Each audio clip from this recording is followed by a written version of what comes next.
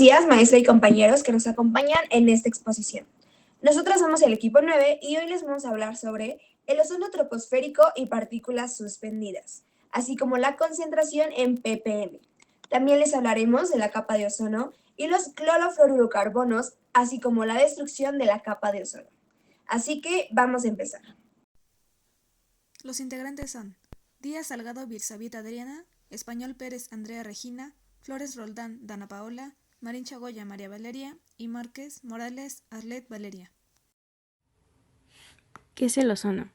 El ozono es una sustancia cuya molécula está compuesta por 3 átomos de oxígeno, formada al disociarse los 2 átomos que componen el gas oxígeno. Cada átomo de oxígeno liberado se une a otra molécula de oxígeno gaseoso, formando moléculas de ozono. Ozono bueno. El ozono bueno se encuentra en la naturaleza, aproximadamente 10 a 30 millas sobre la superficie terrestre.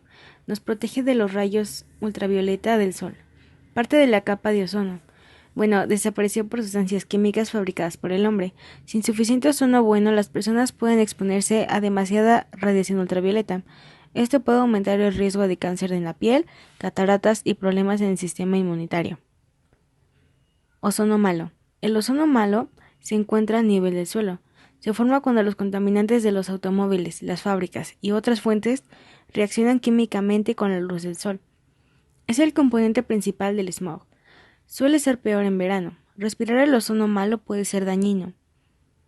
Provoca tos, irritación en la garganta, empeoramiento de afecciones como asma, bronquitis y enfisema, y hasta daños pulmonares permanentes si la exposición a este es habitual.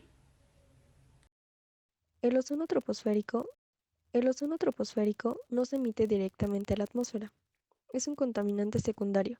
Esto es que se forma a partir de reacciones fotoquímicas complejas con intensa luz solar entre contaminantes primarios como los óxidos de nitrógeno y compuestos orgánicos volátiles. Los óxidos de nitrógeno se generan en los procesos de combustión y especialmente por el tráfico rodado. Los compuestos orgánicos volátiles se generan a partir de un número de fuentes variado: transporte por carretera, refinerías, pintura, limpieza en seco de tejidos y otras actividades que implican el uso de disolventes. Los efectos negativos de incremento del ozono superficial contrastan ampliamente con los efectos positivos del ozono estratosférico. Sin embargo, un aspecto positivo de la presencia natural del ozono superficial es el contribuir a remover otros gases emitidos por actividades humanas o naturalmente. Su proceso de formación comienza con la emisión del dióxido de nitrógeno y de hidrocarburos, a los que se les conoce como precursores principales para la formación del ozono, los cuales son compuestos que reaccionan en la presencia del calor y de luz solar para producir ozono. Ahora hablemos de la concentración de la capa de ozono.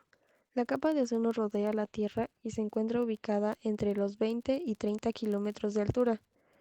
Su espesor normal varía según la época y el lugar de su concentración media es el 0.03%. Y el ozono atmosférico se genera principalmente a unos 20 kilómetros de altura sobre la faja ecuatorial del planeta.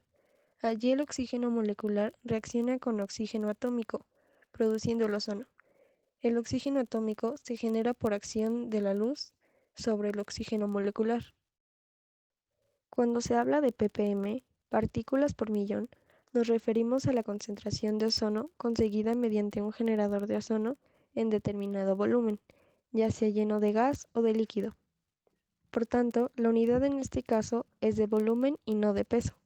A pesar de los compuestos como el dióxido de carbono y el metano, tienen una gran capacidad de retener el calor reflejado por la Tierra, causando el conocido como efecto invernadero, que aumenta la temperatura del planeta y potencia las condiciones meteorológicas extremas, la fusión de los hielos, el aumento del nivel del mar y la acidificación de los océanos. Clorofluorocarbonos. Los CFC o clorofluorocarbonos son sustancias químicas constituidas por átomos de carbono, flúor y cloro, pertenecientes al grupo de los halocarbonos, por lo que no son tóxicas ni inflamables.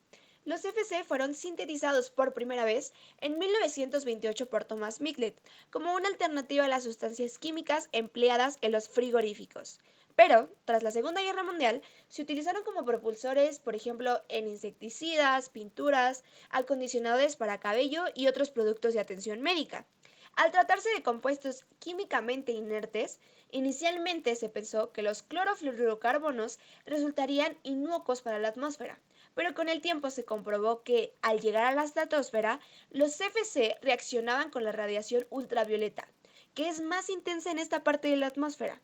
Al reaccionar con la radiación, los clorofluorocarbonos sufren una descomposición fotolítica, que los convierte en fuentes de cloro inorgánico. Los átomos de cloro liberados catalizan la conversión de las moléculas en ozono en oxígeno, pudiendo llegar a destruirse hasta 100.000 moléculas de ozono por cada átomo de cloro.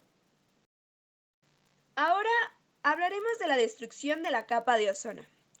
El proceso de la destrucción de la capa de ozono comienza con la emisión en la superficie de la Tierra de gases que son fuente de compuestos halogenados, que contienen principalmente cloro y bromo.